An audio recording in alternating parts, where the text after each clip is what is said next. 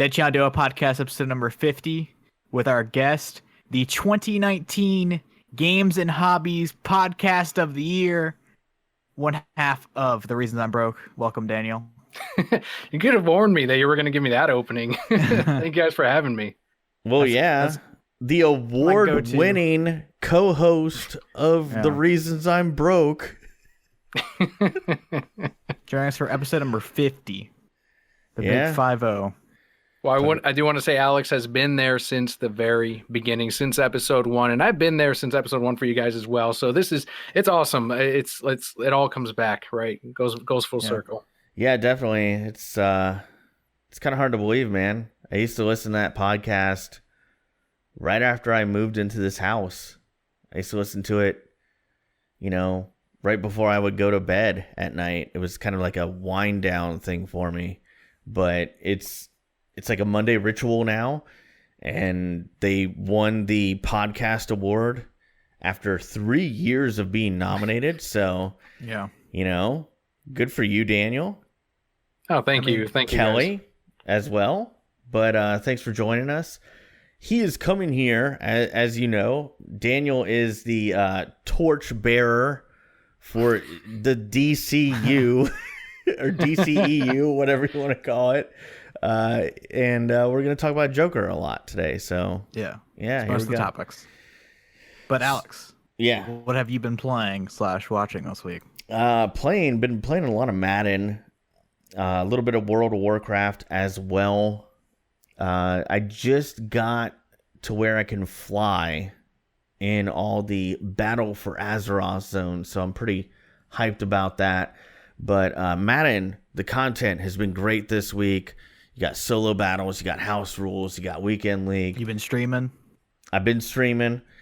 And then I've also, as far as watched Joker this weekend, went to the theaters for the first time since Detective Pikachu. And we'll get to that later. And I've also been watching the reboot. I don't know if you call it a reboot or a remake of Lost in Space on Netflix. So I used to watch Lost in Space when it was on Sci-Fi. It was an old show from like the 60s or 70s. And they remade it on Netflix, and it's really well done. Like, I've been really impressed with it. So the one on Netflix is really good. And that's pretty much it, other than Hereditary, which we will cover later today. Andy, what have you been watching? What have you been playing? I've played a game of Madden, and that's it for our franchise mode. Okay. Watching wise, let's see where it was. I watched Killer Clowns from Outer Space, Child's Play, the original.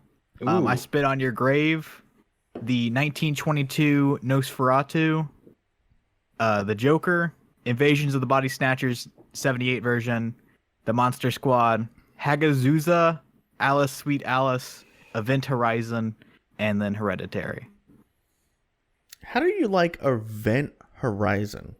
I thought it was awful. Oh, really? which is my thing. I think everything's bad. Yeah. But a good friend of mine, Eric, I don't know if he listens to the podcast or not, but that's one of his favorite movies, so I figured to ask. I don't know. I felt like it was Hellraiser in space, but Hellraiser in space in the Hellraiser franchise came out the year before that. What about Killer Clowns? How did you feel about that? It was like literally the definition of camp. Like the whole movie. It's so campy. I loved it when I watched it when I was like 14, but I wasn't really that big of a fan. It got old after a while. But it's sort of a cult classic. Like that's kind of how I always looked at it. It's like, it's a cult classic. It's not good. Daniel. You did go into a lot of Halloween-themed scary movies. I'm more interested in Child's Play. Was that your first time watching that one? It was. They're all first time watching it.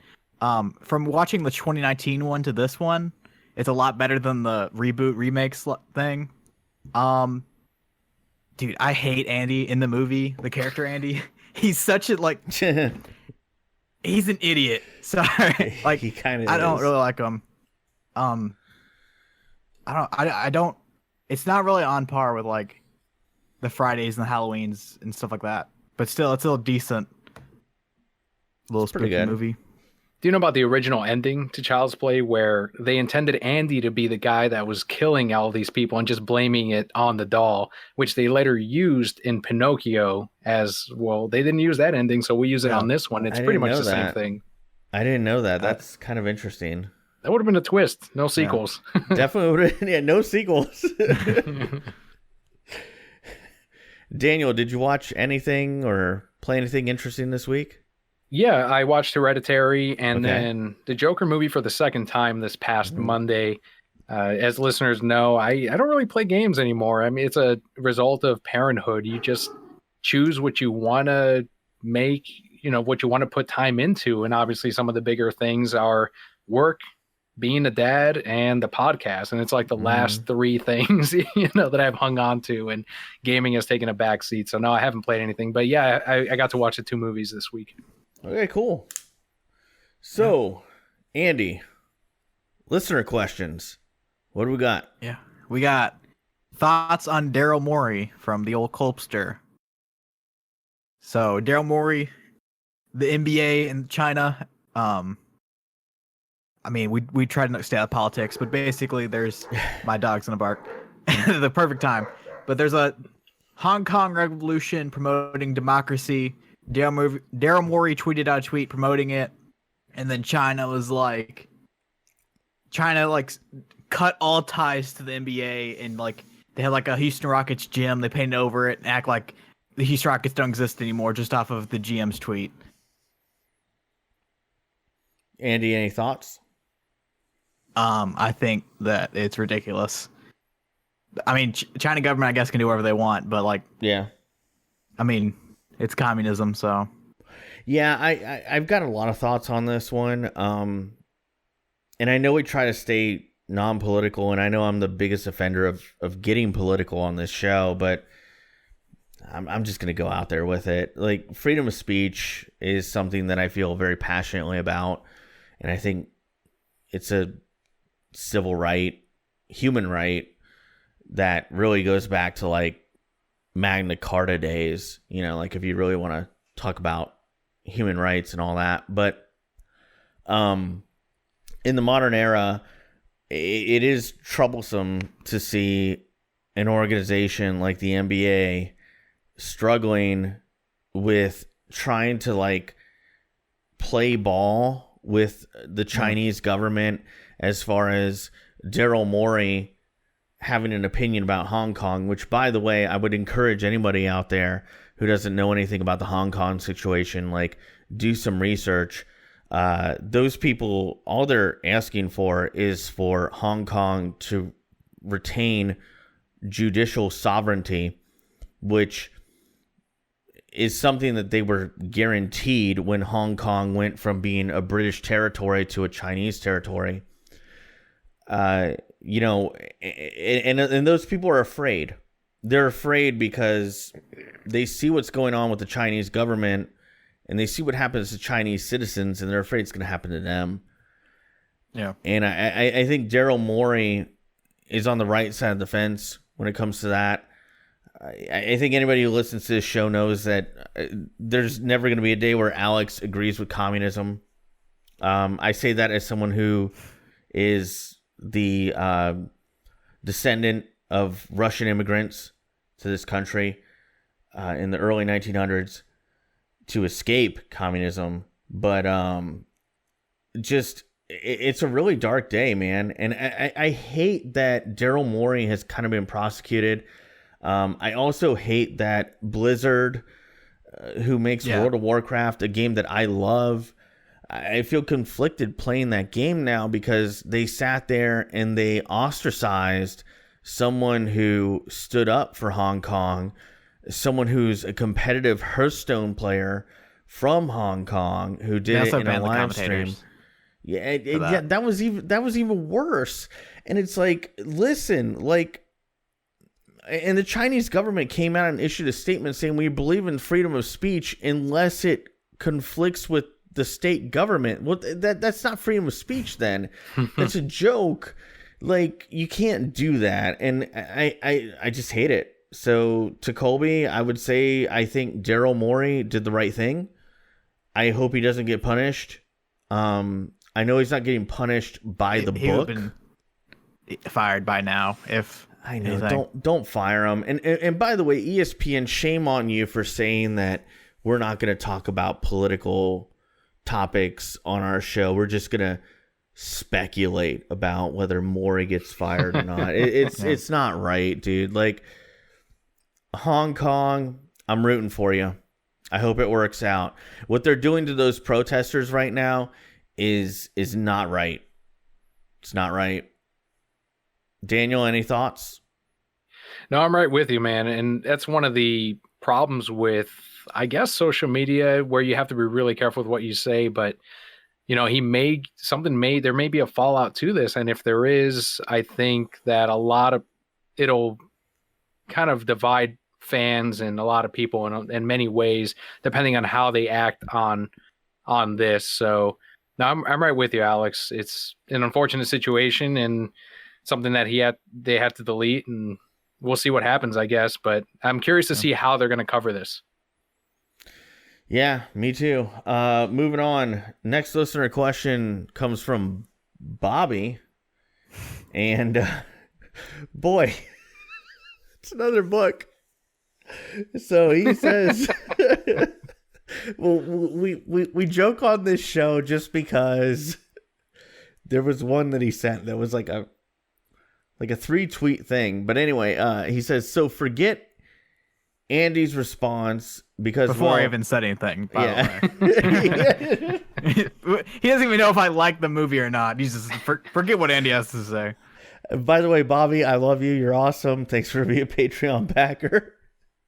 But he says, so forget Andy's response because, well, everything is basura to him. Toilet emoji. Anyhow, given that the film has made almost 300 stacks worldwide, with 120 of it being domestic, we all know money talks. More zeros on checks change things. Daniel has always said this is a one and done, and that there's no sequel and will be considered. Given the ending and the success, chance of a sequel talk now.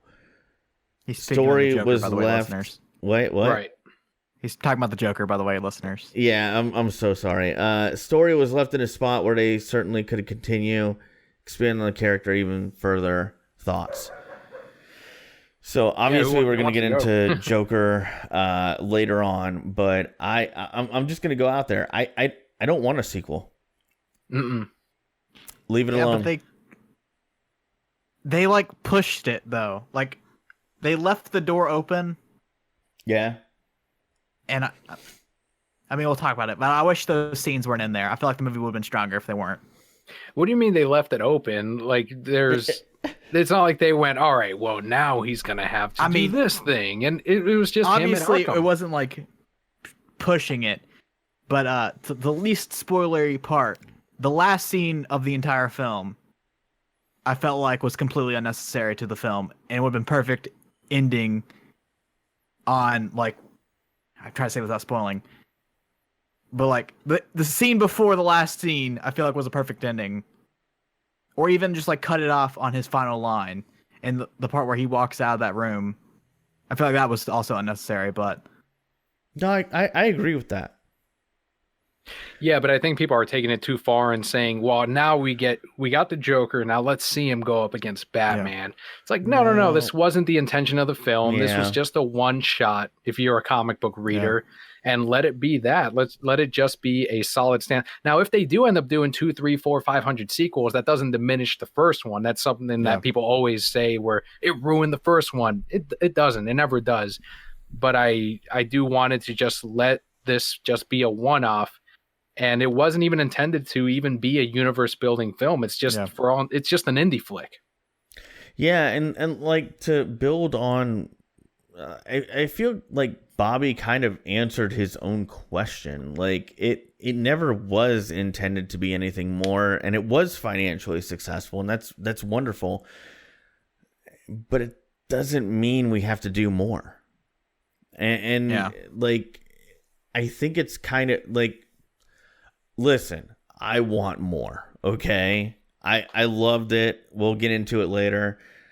And I was left wanting more, and that's a great thing. Any movie that does that to you, leaves you wanting more, is a good thing. Doesn't mean there has to be a sequel. And go right into that topic if you want to. Well, yeah, let's just go right into it. Nintendo's releasing another Switch Joker. No, but we'll address it.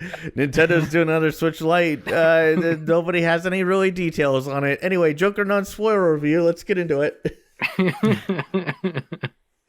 All right, let me pull up my notes because I have quite a bit. Okay. So he gives it a 2 out of 5. Yeah. No, I mean, if you have Letterboxd, you saw what I gave it. But I thought it was shallow and pedantic. So my first note is, so Daniel, did you want to go commit crimes after watching this movie? No, I'm not white, so I mean, that's your question. Actually, I should be asking you guys. Yes, this is why we brought him on. This is what the media tells us, right?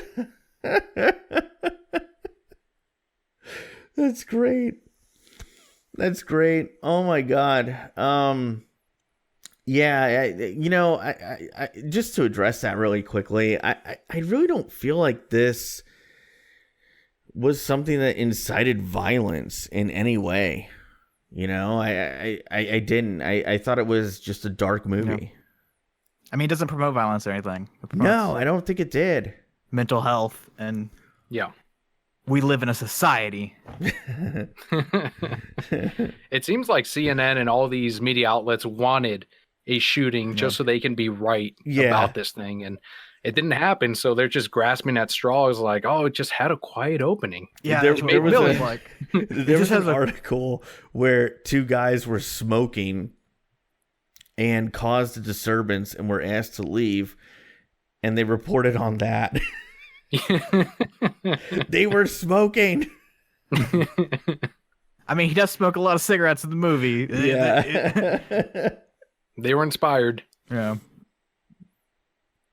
No, it's ridiculous. I think the media brought more attention to people who might be inspired by this thing. If anything, they're going to be inspired by these websites and these news outlets and these tweets that are trying to make these things a reality. And it's ridiculous. And obviously nothing has happened to, as of right now, this recording. And as I said on the show, you know, people that are afraid of going to the theater to watch a movie, chances are higher that you'll get shot in your car. But all right, if you want to avoid a theater, which is statistically safer, fine.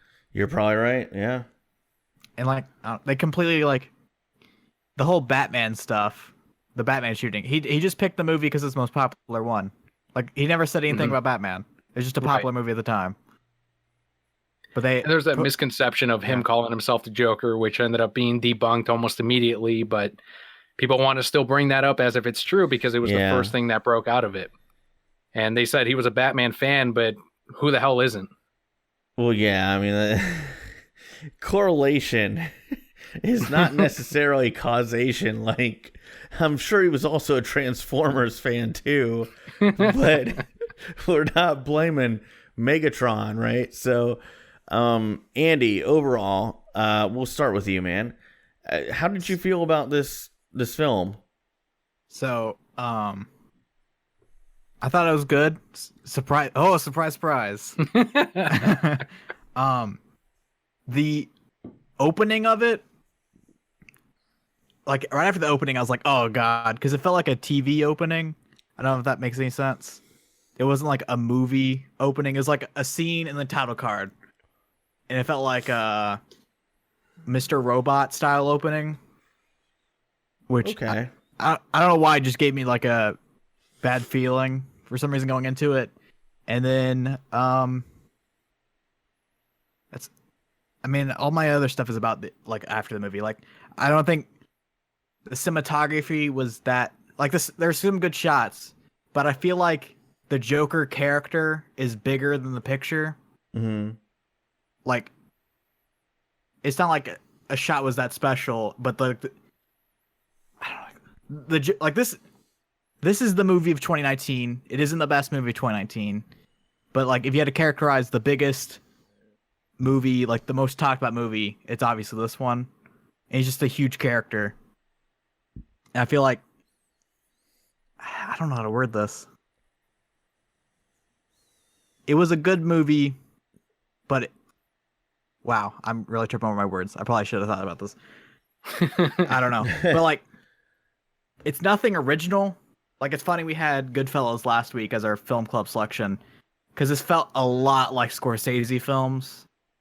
Like, it felt, I mean, it's pretty much Taxi Driver altered to the Joker character.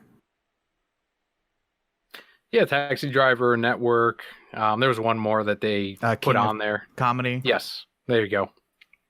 Okay. Joaquin Phoenix, obviously incredible. Should get Best Actor nomination.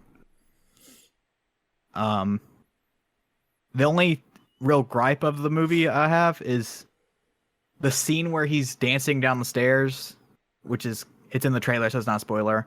The song that plays was my high school like fight song. Mm-hmm. So like completely took me out of the film whenever that song was playing. Okay. I don't know. I wanted to love it. I enjoyed it, but like, it was all right. I gave it a 7 out of 10, which is a high rating that I normally give most things. That's higher than fair. average. Oh. That's fair. So I'll go next, and then I'll let Daniel clean up, because I know he's probably got more thoughts than anybody on this.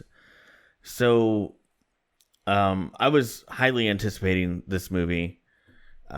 Big fan of Joaquin Phoenix. Think that he's an amazing actor. He's really dedicated. Any role he does, he gets really engrossed in it.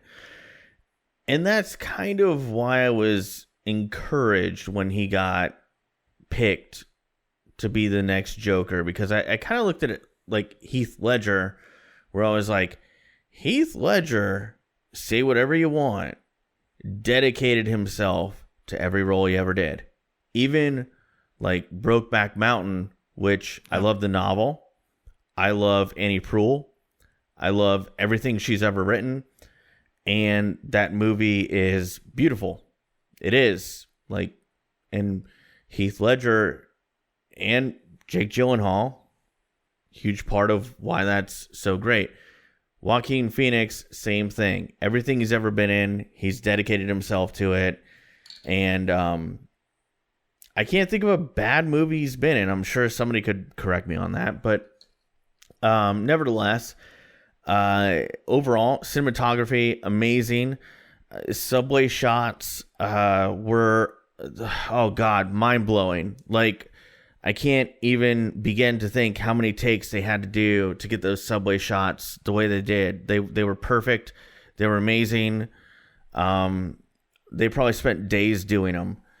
And it was like really the best like reveal. Like, that was the point where he snapped. Not to go into spoilers, but the performance of the mother, I don't even know who the actress was great. The chick from American Horror Story. Yeah, her. And I just forget her name at the moment. Robert De Niro was amazing in it as like kind of a supporting cast member, kind of a foil, if you will, to the Joker character. I really like that. And I know a lot of people struggled with the final, because I always look at movies like Joker, and it's a 3-part story, like most literature is, right? And a lot of people look at that third act and they go, oh, it's just so dark. And I'm like, listen, it's a villain movie. It should be. It's supposed to be. And you're not supposed to leave the movie clicking your heels and, happy about how things went. You're supposed to kind of feel it in your gut, like it's supposed to kind of hit you.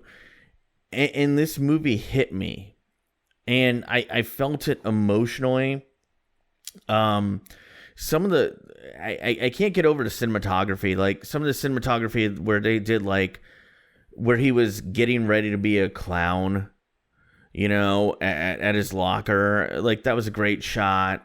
The subway shots, again, the stairway shots, I thought it was great symbolism. At the beginning of the movie, he's struggling to go up the stairs. At the end of the movie, he's going down the stairs, but he's doing it happily.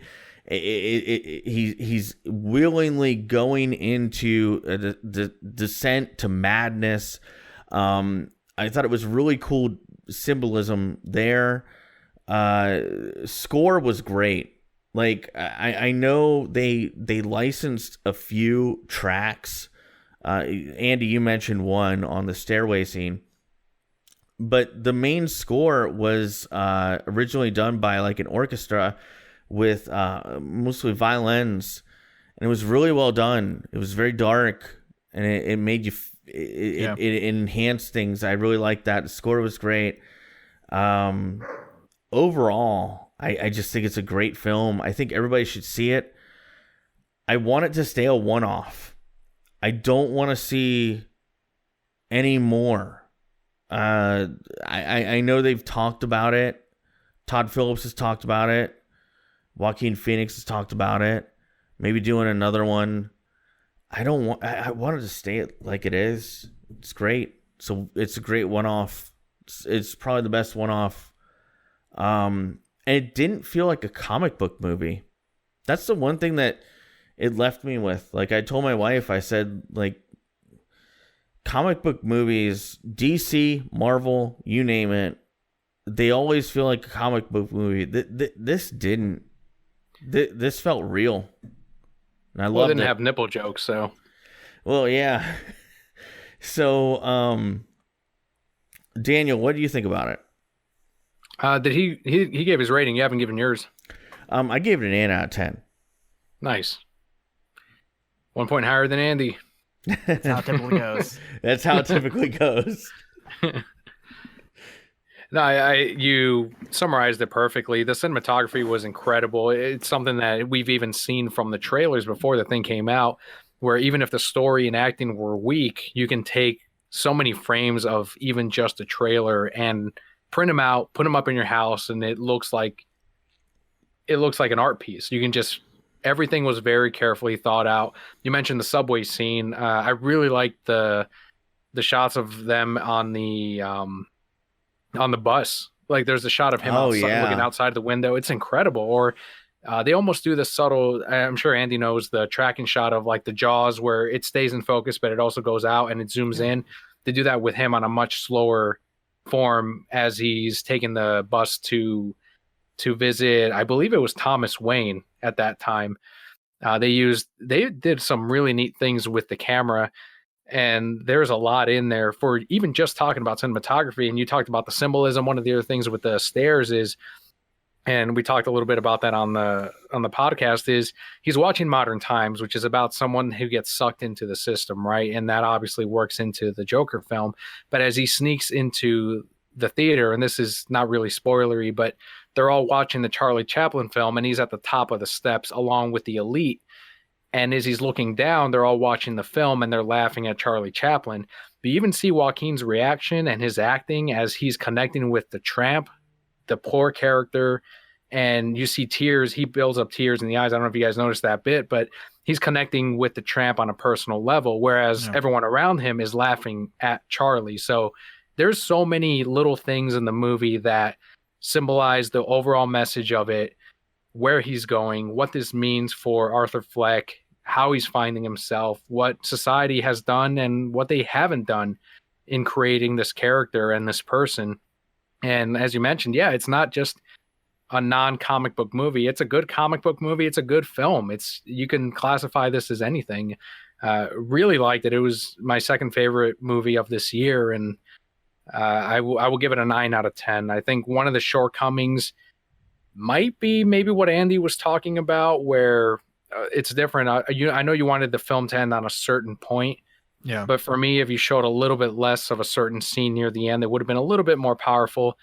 And there were some things that were omitted from the final cut. You can see in the trailer, there was a funeral scene in there that they didn't include. And that's my fault for reading the script and knowing what that is. But do you think it would have been, sorry to interrupt.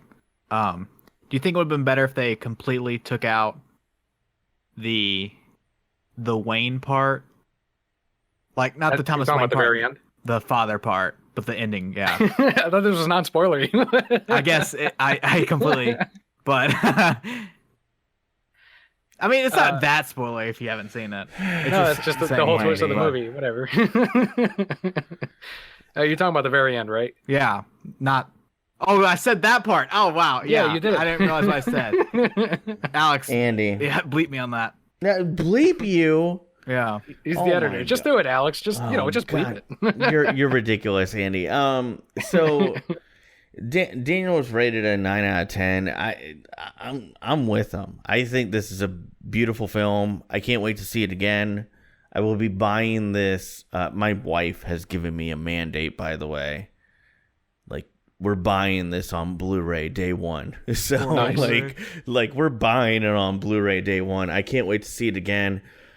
I'm excited about the cinematography. Like, I love so many of the shots that they did. A lot of the close-ups, especially when it was in therapy with the cigarettes.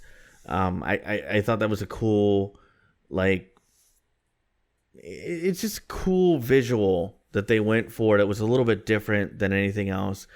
How do you guys feel about this as kind of because art is a reflection of life, right? Like, how do you feel about this as a reflection of our society as far as class systems? Maybe the ultra elite versus the poor, and the broadening between those two, where like the middle class has been kind of eliminated. I found that to be a kind of an interesting theme in this movie.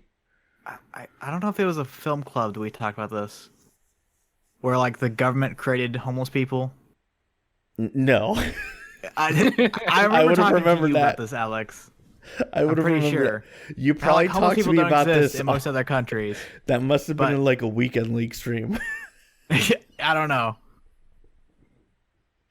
Probably. So like how do you feel about it, Andy? Like, do you think that this? Because like I watched this and I said this is kind of a cautionary tale. You know, like, we do need a middle class. We do need social systems that work, right? Yeah. And even like in this film, you know, we need social workers to work with the mentally ill. We I feel need like that was the main push was mental health. Yeah, I came away going like, we need a middle class, because like, when I watched this movie, there was like the very, very, very poor and the very, very elite. Yeah. And everybody's looking at Thomas Wayne as this white knight of sorts. But he's still, you know, just the elite, you know. He insults everyone. He calls does. them clowns. He does. And like, and that's kind of crazy to me. Like, he's supposed to be the white knight, right? And he calls people clowns who haven't done as well as him. You completely reminded me for some reason in that. I loved the feel of the city. They made it feel like, I mean, obviously Gotham City, not New York, but they made it feel like 70s New York, and there was like the trash strike going on, and the movie was all grimy and gross. I'm fully proud to say that. It was in my notes. No, I love that.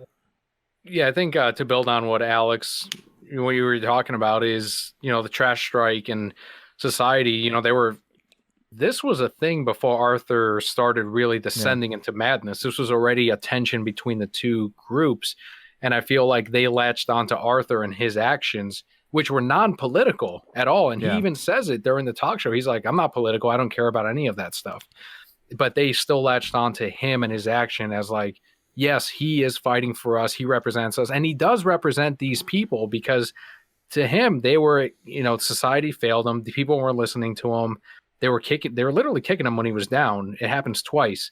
And the second time he does it, he shoots the elite, not because they're elite, because they're beating the hell out of him.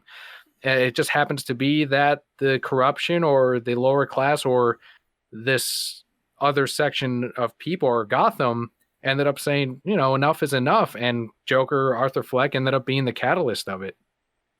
Yeah, in a weird way, he says he isn't political, but he kind of unintentionally is, because he is the downtrodden. He is, what all these people represent. Like, and I thought that was kind of cool. Like, and that's kind of what Joker is to me. Like, he doesn't want to be political, but he kind of gets wrapped up in it anyway. Like, people follow him because they go, well, I identify with him. He's kind of like me. And that was the difference where Thomas was like, what do you want? A paycheck? What do you want? Money? And he's like, no, I don't want any of that. He didn't want and any that's where of he got wrapped up, but he doesn't ask for money. He just he wanted a connection with someone. Yeah, I mean, it overall, man, it's a beautiful film. I can't say enough about it. If you're listening to this and you're on the fence, even Andy liked it. Okay. I mean, to direct quote me, I said it was a movie of 2019, the movie of 2019. I think it is. It's beautiful. It's great, and like there's so much great stuff in it, and I love it. I can't wait to watch it again. I feel like I almost hate watching films like this in a movie theater because I feel like I miss stuff. I can't rewind, I can't pause it. I can't rewatch it. Yeah, and like I can't wait to rewatch this because those Alita fans that watched the movie like 58 times. Mm-hmm. I know. I love Alita Battle Angel. It's a good movie.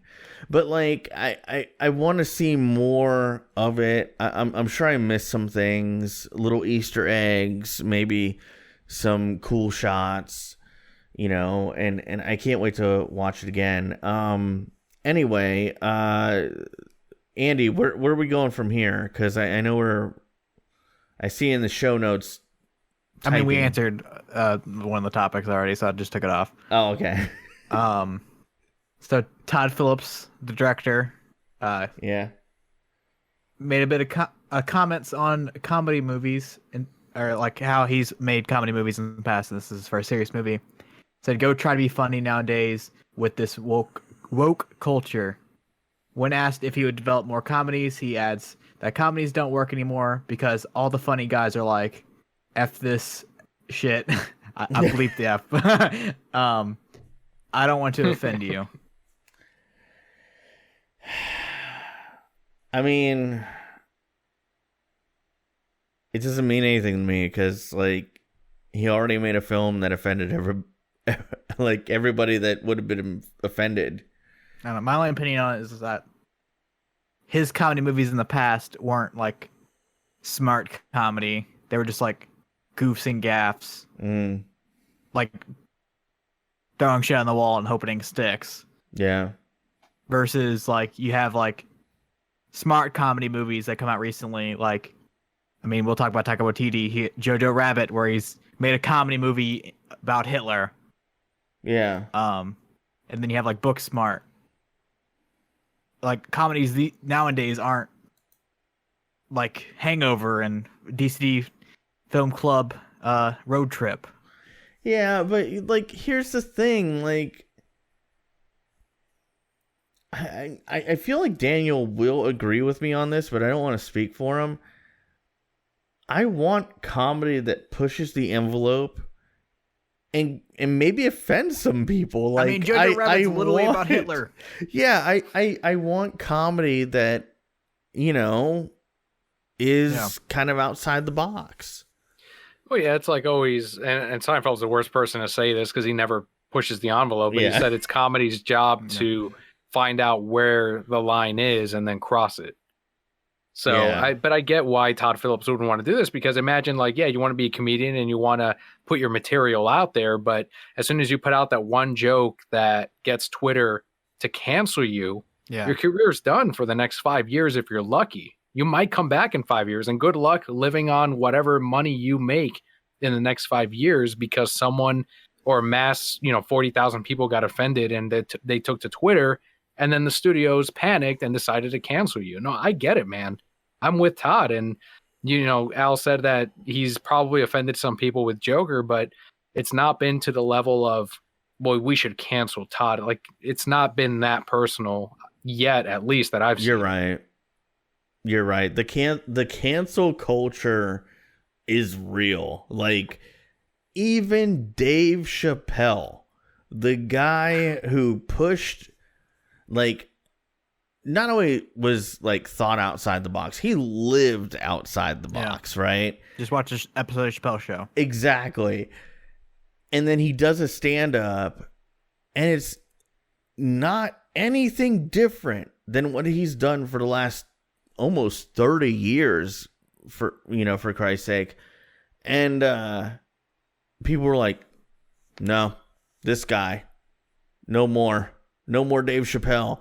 I'm like, come on, that's just comedy. That's exactly what Todd was talking about. He That's makes exactly what fun he was of saying. Yeah, exactly. Louis C.K. was a victim of it. Is Alex frozen for you, Daniel? No, he's frozen. Oh, There he goes. He's back. I should be back now. There Yeah, Louis C.K. was a victim of it. Chris Rock was a victim at one point. I mean, it never stops. The cancel culture is so real. I guess. And a lot of people, no, it's not an I guess, man. Like, if you try to, I feel like it's over exaggerated to like. It's over exaggerated when people Yeah. react to these fucking to these comedians. Sorry, I know you got to bleep this out. I mean, like, sorry, Alex, for the editing. No, it's fine. We're gonna just mark this as an I feel like explicit episode. 5% of listener, like not even like 1% of someone disagrees, and then newscasters are like, "Oh man, cancel this person." But I don't know. I mean, if you were Todd, would you try to do comedies the way he wants to do them, or would you try to do something like this? There's some truth to what he's saying. If he saying. wasn't successful in the Joker film, I guess I wouldn't side with him. Like, I guess if he wasn't successful at the Joker at all, and he was only successful making comedies, I guess he'd be forced to do it. But he also made War Dogs. I mean, he's good at not making comedy, so he can do that. But like, if it was someone I don't even know who, I can't think of like a comedy director, to be honest. Taika? I mean, yeah, Taika Waititi. But like, he's good at it. He's never been canceled. Well, he doesn't do comedies though. Yeah, I mean, like, honestly, Andy, like, I'm kind of shocked, like, that you think cancel culture isn't that big of a deal. I mean, obviously it's a big deal, but after like a week, everyone forgets about it. Yeah, but it ruins these careers for years. People do forget about it, but I mean, like, Louis C.K.'s back. No, he's not.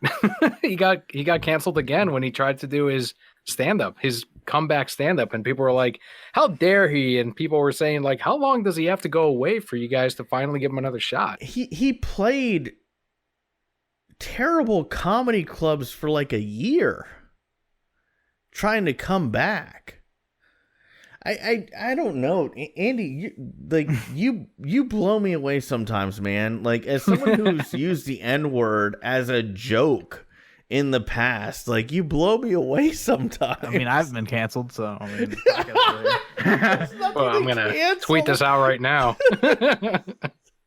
Just wait till I get to these anything like that. SJWs. That's never happened. Can you send me a timestamp, Al? I have timestamp is in the description of the video. I have a clip saved of Andy using the N-word I need that. as a joke, and I played it for my wife. By the way, if you guys don't know, if you're listening to podcasts, maybe you're new or whatever, my wife is black. Yeah, but she thought it was funny, so She thought it was hilarious. that's how it works. SJWs don't care. If your comedy they don't thinks it's care. fun, She didn't care. also, with what She I thought said, it was funny. the second word of that statement is gonna be more offensive to the people that are gonna cancel me. She thought that was funny too. Was it the F word? Yeah, not fuck. You got it. You got it. This episode explicit on iTunes. I mean, first one ever. technically, the YouTube algorithm only checks the first 5 minutes. What? Oh my god. Can't believe we went into that. Anyway, Andy, what's our next topic? I guess since we're low on time, we'll go into DCD Film Club. Yeah. This week, I brought Hereditary. I'm really interested. Is this both your first time watching it? It is. Yeah. I want you guys to take it away. I'm really interested in what you guys think as a first time viewing. Who wants to go? Do you want to go first, Al? Yeah, I'll lead off and then I'll let the expert go next because I know Daniel probably has more thoughts than I do. So Hereditary, first time watching it, I realized this was the first directorial. Yeah, it's 7 shorts and then this. Yeah, it was the director of this. It was his first. Ari Aster. Yeah, it was his first thing as a director.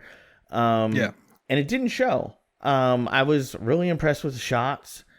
The shots were really cool. The cinematography was amazing. I was blown away by some of it. Like it was really good. I have no idea how good the budget was for this film. I didn't research it. I assume it probably didn't have a very big one, but you wouldn't know that from looking at it. Special effects were great. Love the practical effects. And the casting. Oh my God, the casting was so great. The mother, I know she was in Sixth Toni Sense. Collette. Yeah, she was in Sixth Sense. She's amazing. She plays a great role. The father, I forget who plays him, but Gabriel Byrne. Yes, he is great as the kind of the straight man through it all, the skeptic.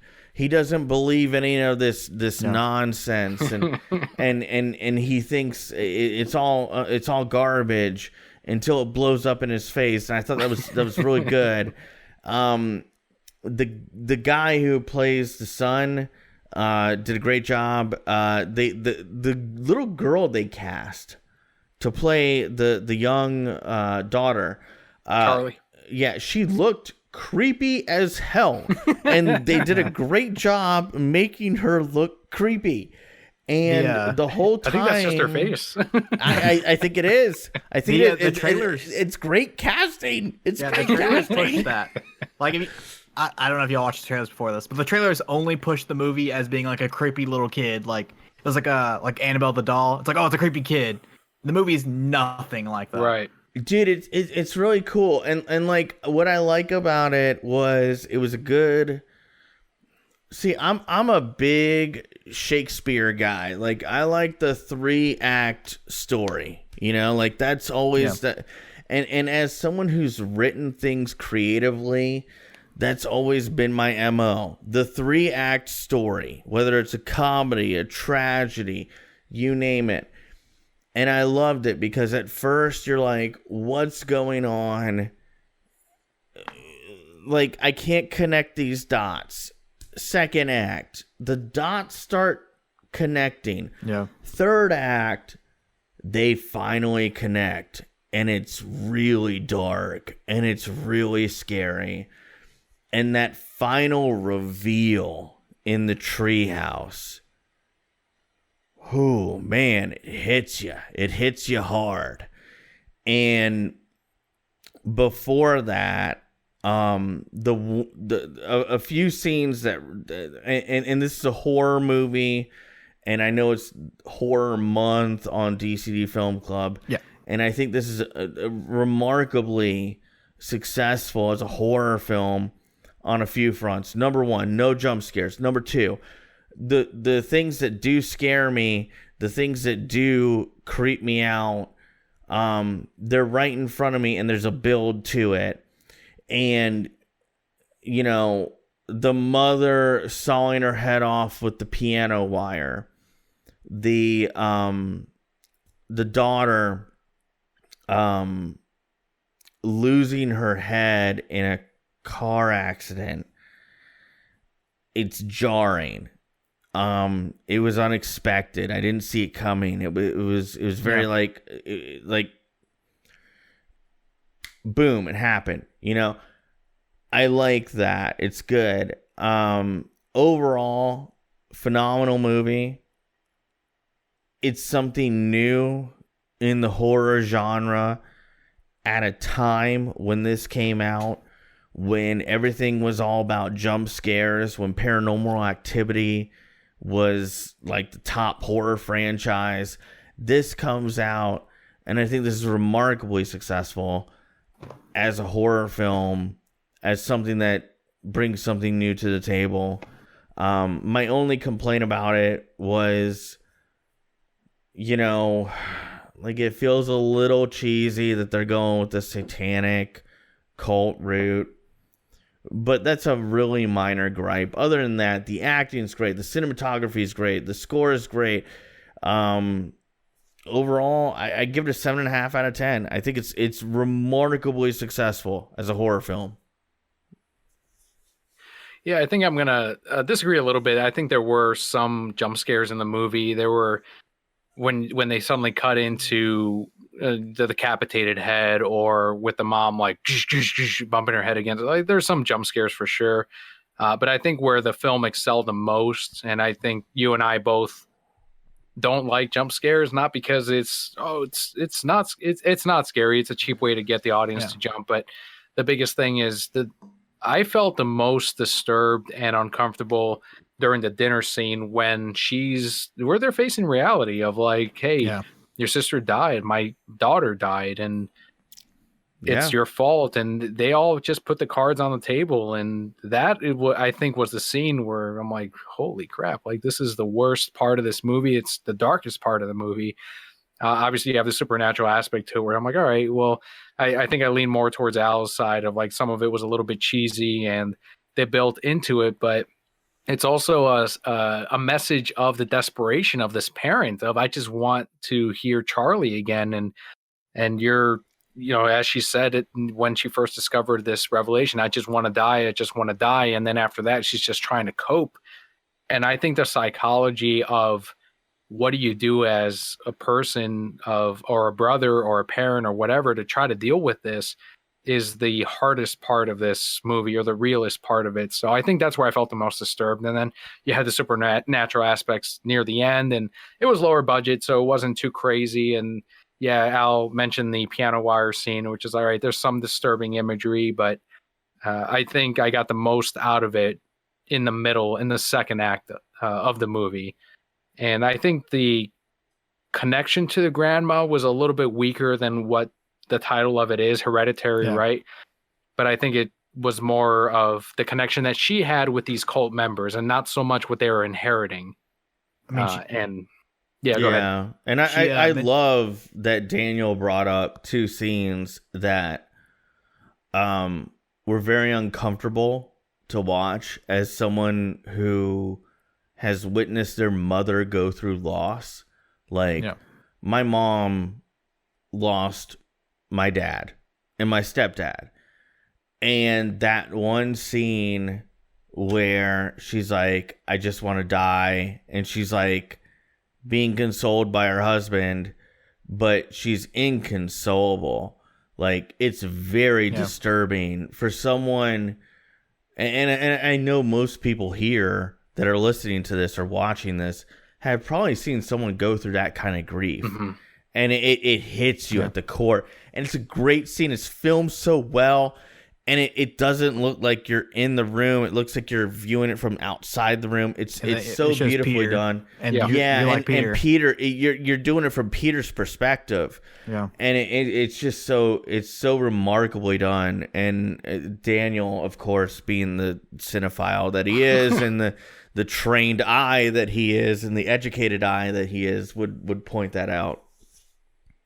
And I think the last thing I will say I really appreciate about this is the camera holds And not a lot of movies do that. They just hold the shots for longer than you're used to, which I think plays to the viewer. I don't know if this will work in 100 years. I don't know what people are going to be used to at that point, but as of right now, the director knew what we're used to. They knew what we're uncomfortable with. And if you take a shot and you expand it for 30 seconds going down a hallway, you're eventually going to go, what's going on here? What are we going to see at the end? And when you don't see anything jarring, it becomes even creepier.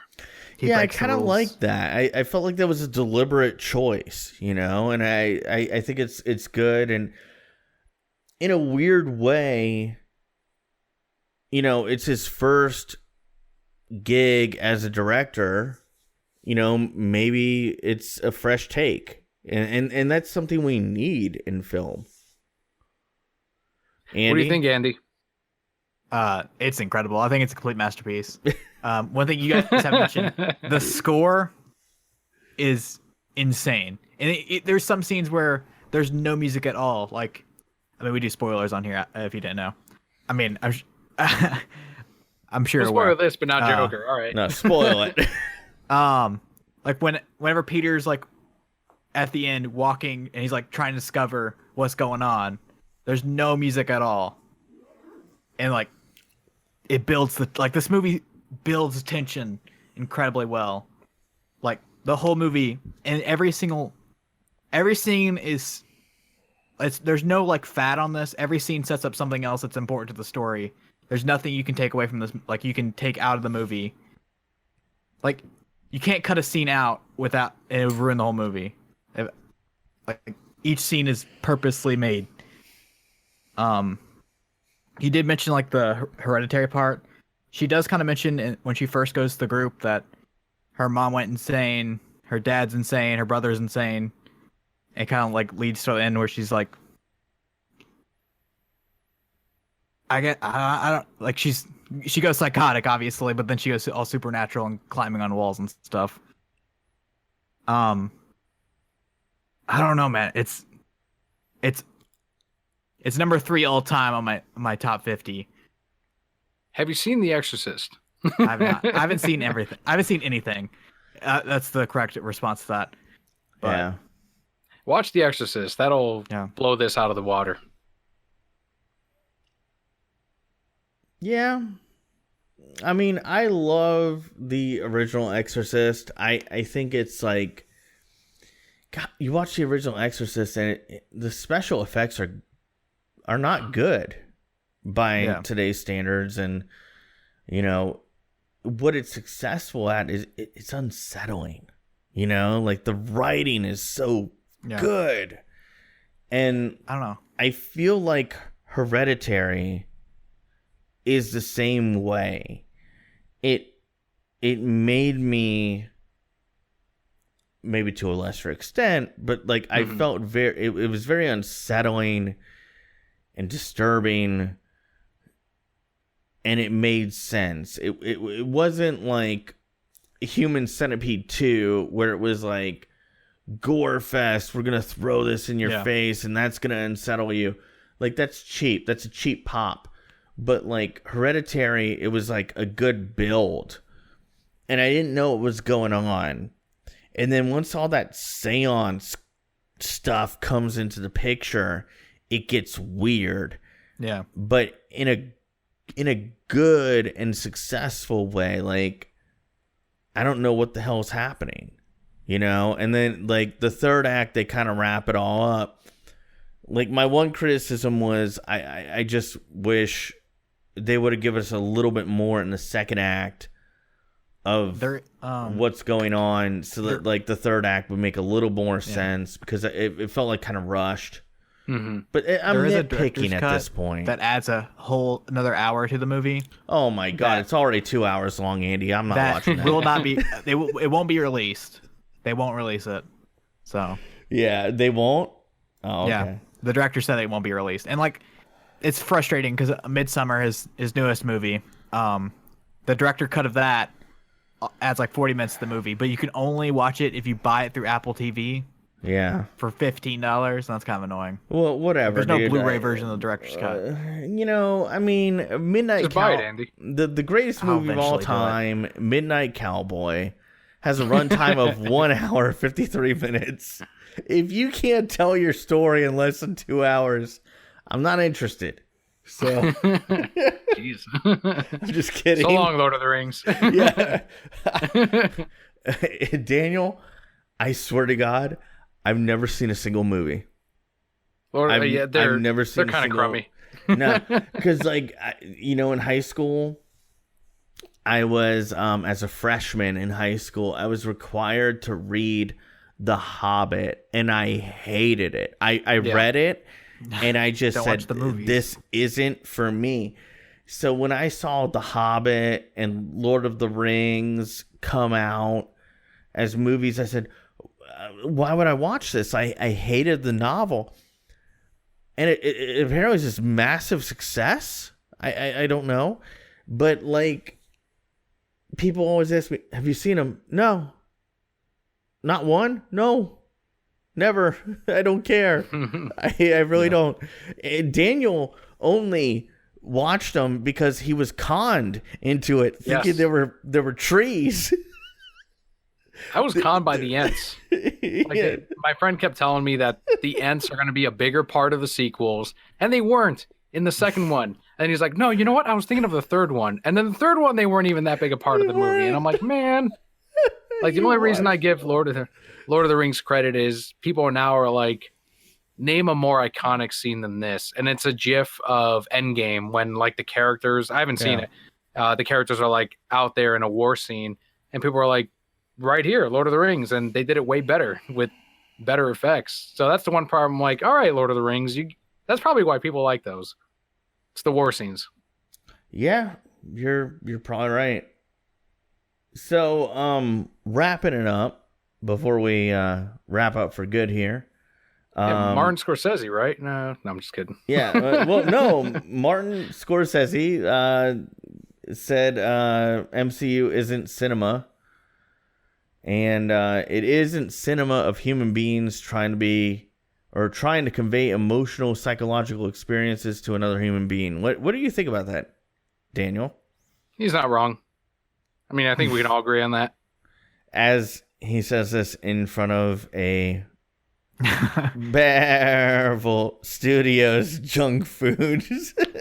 Well, I think and we can all know what he means by that, right? Yeah. Like the MCU is not art; it's not cinema, and people get offended by that, but it's the truth. Yeah. Sorry. It is kind of funny you say that, because my wife, she came around, like she was like, I started watching other stuff, other films. And I realized MCU, there's really no depth to it, like especially the later in you go. And I just wanted to point it out because I hate that MCU people are going after Scorsese. Like, right? He's great. We covered Goodfellas last week. It's amazing. Goodfellas is amazing. It's one of my favorite movies ever. Come on. Well, they don't know who he is, Alex. They don't know who the hell he is. They probably don't even know. They probably never watched Goodfellas. They're like, it's not the Russo brothers. He only makes 4-hour gangster movies. Yeah, that's all he does.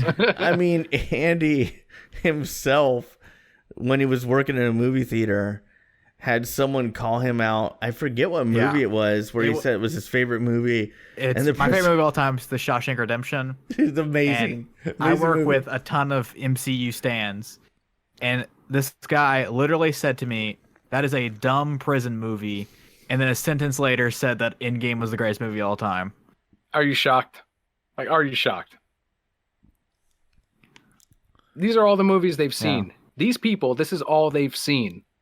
Are these MCU movies, and they think they're good, and that's fine, but you gotta kind of realize that when they go after someone like Martin Scorsese, they've never seen, and it's not that we're better than them, it's just the fact that they haven't seen these movies. No, I'm definitely not better than anybody else, but I will say this, like, I love Bolt. I did not expect that sentence. Bolt is a great movie, and I love it. But I understand it's kind of junk food, you know, like it's not great cinema. Like, I love it, but it'll never win an Oscar, you know, like it's not brilliant. There's nothing really inherently creative about it, right? I can't remember what Bolt is even about. All I know is the dog. I hate you, Andy. I hate I'm you. trying to think of what the movie's about. I've definitely seen it. By the way, Bolt right now, if you have Xbox Live Games with Gold, it's free. And Bolt is also on. Bolt is also on sale on Vudu for $7.99. Oh, the reviews on Letterboxd aren't looking hot. Yeah. Before we finish up here, I do need to pick my DCD Film Club selection for next week. It is The Last Exorcism. I am going with that one. It came out in let me make sure I have That's the movie. I think it is. 2008? I have a funny story with that one.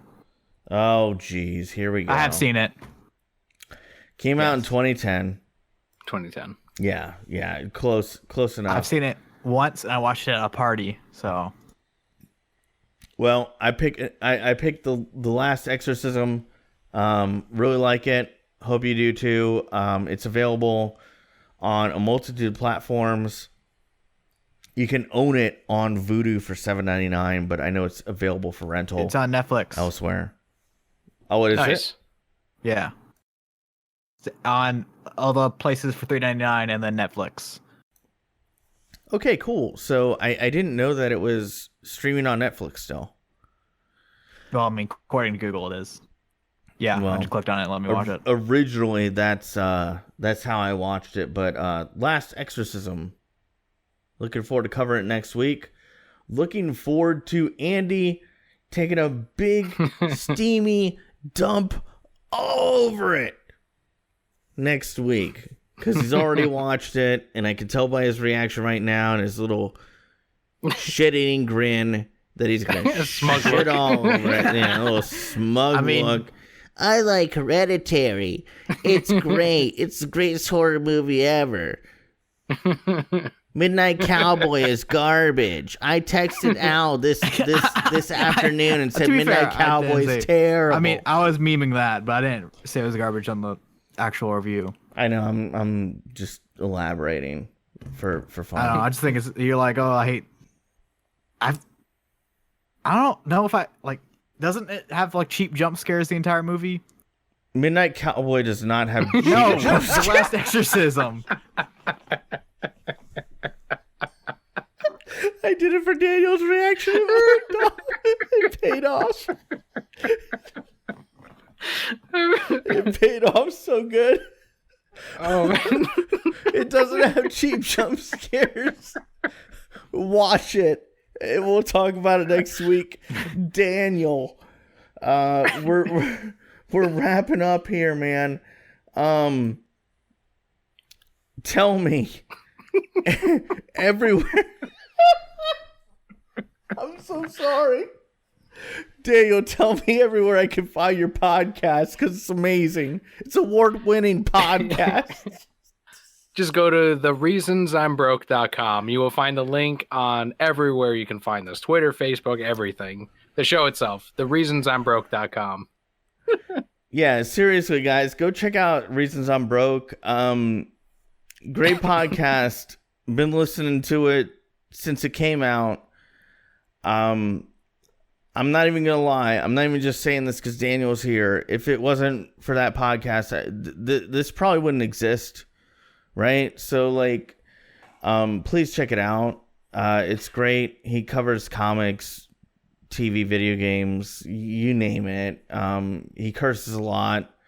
It's great. Like, seriously, it's my favorite podcast. It's a Monday morning ritual for me. So please check it out. In addition, as far as us, go to deadchannelduo.com. You can find out where we're available, every platform. Patreon, Daniel, want to give Daniel a big thank you, as well as Bobby and Jared for being Patreon backers. Go to patreon.com/DCD patreon.com/DCD podcast. It'll give you a breakdown of, you can join for as little as $1 a month, but there's multiple tiers. You get early access to the podcast. That's really, I think to me, that's like the biggest perk, but there's some other good ones in there. And then finally, if you don't want to support us monetarily, that's cool. I totally get it. I'm kind of in a hard place right now. I won't go into all that. That'll be a separate video on my channel. But you can go to iTunes, leave us a review, and that's free. So if you do that, I'll give you a shout out, give you a cool fact about yourself that you probably didn't know. Andy, anything else you want to talk about? No, I mean, all my teams are undefeated right now, so. I hate you. All of them. 49ers undefeated, Bruins undefeated, Celtics are undefeated. The Red Sox haven't lost a game this postseason. Yeah. It's a great time. It's the wrong color socks, but that's cool. Yeah. I do want to say, Al, before you end it, I wouldn't have gone as far with the show or even gotten podcast award if it weren't for you. Your support from the very beginning has been very important, and that's something I said on the show, and I do really mean it. Like, I really appreciate your support, as well as anyone else that might be mutual between DCD and the reasons I'm broke. So I can thank you right now on your show, Al. Thank you very much. Well, there's quite a few mutuals, so that's for sure. And you don't need to thank any of us, because you've been putting out content, and it's free. Well, I already did. It's out there for free, so we appreciate it. But congratulations on your award. Thanks, guys. Looking forward to you sweeping next year. And you just holding trophies everywhere. You and Kelly just holding Leo will be holding one too. Just trophies everywhere. I like this motion here. Yeah, like Julian. He's sighing right now. Yeah. Okay. This podcast got way off track. Okay, that's going to do it. Dead Channel Duo 50. We'll see you next week for 51. Thanks for listening. I'm going to be Andy. Goodbye. Das Vidania!